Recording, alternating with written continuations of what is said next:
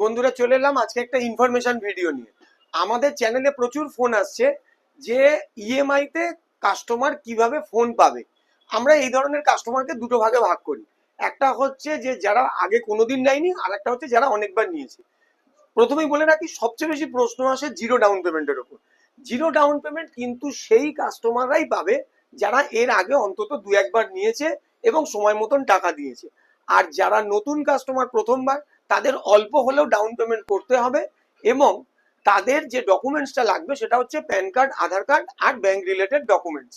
এবার আমি চলে আসছি যে যাদের সিভিল খারাপ তারাও কি পাবে।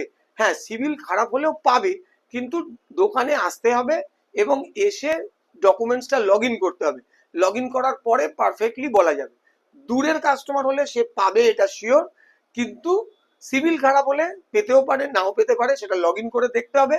আর জিরো ডাউন পেমেন্ট শুধুমাত্র সেই কাস্টমারই পাবে যে এর আগে অনেকবার নিয়ে সময় মতন সমস্ত টাকা দিয়েছে। ইএমআই তে নেওয়ার জন্য আমাদের দোকানে যে কোম্পানিগুলো রয়েছে সেটা হচ্ছে Bajaj, TVS, HDB, home credit এবং ডিএমআই।